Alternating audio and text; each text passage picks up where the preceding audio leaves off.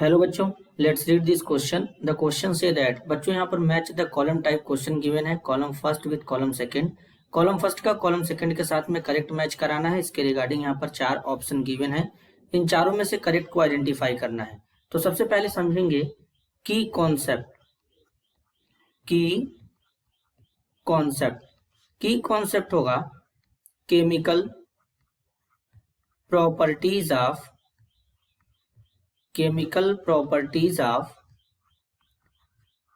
Amine.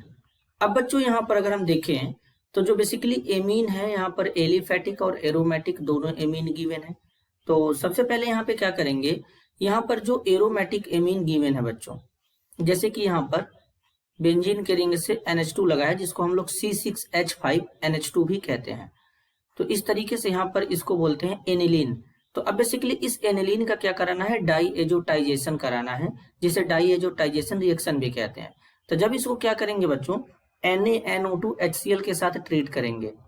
NaNO2 और HCl के साथ ट्रीट करते हैं तो यहाँ पर NH2 ग्रुप है, तो इस नाइट्रोजन के साथ में हाइड्रोजन है, तो यहाँ पर हाइड्रोजन के कारण यहाँ पर डाईएजोटाइजेशन रिएक्शन होगा और हाइड्रोजन की जगह पे यहाँ पे क्या हो जाएंगे बच्चों, यहाँ पर इस तरीके का एक ग्रुप अटैच्ड हो जाएगा, जिसे बेंजीन डाइजोनियम क्लोराइड कहते हैं। नाइट्रोजन पे पॉजिटिव चार्ज आएगा, ट्रिपल बॉन्ड आएगा, N आ जाएगा Cl माइनस। इसको बच्चों हम लोग कुछ इस तरीके से भी यहाँ पर शो कर सकते हैं, C6H5N positive, triple bond Cl, triple bond, और उसके बाद यहाँ पे क्या रहेगा बच्चों, नाइट्रोजन रहेगा इस तरीके से, और इसके बाद यहाँ पे हो जाएगा Cl नेगेटिव। तो ये यहाँ पे बन जाएगा। लेकिन बच्चों अगर तो यानी यहाँ पर जो A है, A का करेक्ट मैच कहाँ पे जाएगा बच्चों, R के साथ में जाएगा।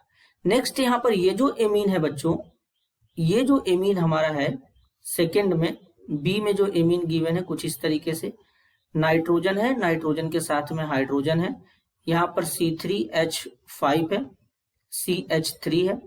अब इसे एलिफेटिक एमीन कहते हैं। तो यहाँ पर बेसिकली क्या होगा, एलिफेटिक एमीन में जब इसको NaNO2 HCl के साथ ट्रीट करते हैं, NaNO2 HCl के साथ ट्रीट करते हैं, तो बेसिकली क्या होता है कि यहाँ पर NO ग्रुप जो होता है वो इंसर्ट कर जाता है। तो कुछ इस तरीके से यहाँ पर ये शो होता है, C3H5N CH3, इसके बाद यहाँ पे नाइट्रोजन डबल बॉन्ड O।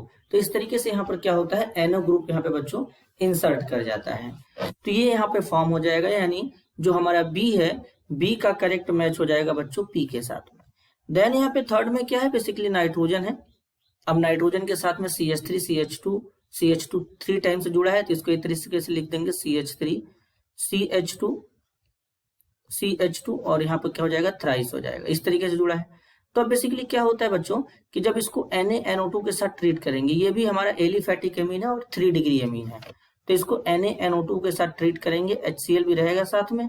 तो यहाँ पर बेसिकली क्या होता है, यहाँ पर भी हमारा NO ग्रुप इंसर्ट कर जाता है, तो कुछ इस तरीके से बनेगा CH3 CH2 यहाँ पर इस तरीके से थ्राइस हो जाएगा। देन नाइट्रोजन, यहाँ पर नाइट्रोजन के साथ में डबल बॉन्ड हो, इस पे पॉजिटिव। तो इस तरीके से NO ग्रुप क्या होता है कि इससे इंसर्ट कर जाता है यहाँ पे नाइट्रोजन के साथ में, तो ये हमारा फॉर्म हो जाता है। नेक्स्ट है यहाँ पर जो गिवन है, ये एरोमेटिक एमीन है बच्चों इस तरीके से। तो अगर हम इसको यहाँ पे इस तरीके से बनाएं, तो यहाँ पर नाइट्रोजन है, नाइट्रोजन के साथ में 2 मिथाइल ग्रुप इस तरीके से अटैच्ड है। तो अगर अब एरोमेटिक एमीन है, एलिफेटिक एमीन में तो यहाँ पर ये डाईएजोटाइजेशन प्रोसीड कर रहा था, लेकिन एलिफेटिक में एलिफेटिक में प्रोसीड कर जाता, लेकिन एरोमेटिक में यहाँ पर नाइट्रोजन के साथ में कोई हाइड्रोजन नहीं है। तो हाइड्रोजन न होने के कारण बच्चों क्या होगा, इसके बेसिकली पैरा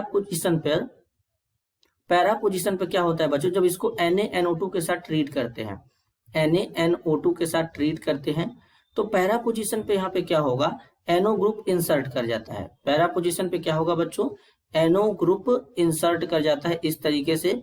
तो यहाँ पर क्या होता है कि एक नाइट्रोजन के साथ में CH3 CH3 और यहाँ पर क्या होता है बच्चों, NO ग्रुप इंसर्ट कर जाता है। अगर यहाँ पर नाइट्रोजन के साथ में हाइड्रोजन होता, तो जो हमारा डाईएजोटाइजेशन रिएक्शन है बच्चों यहीं पर होता, लेकिन हाइड्रोजन न होने के कारण इसमें क्या करता है कि NO ग्रुप हमारा पैरा पोजीशन पे इंसर्ट कर जाता है।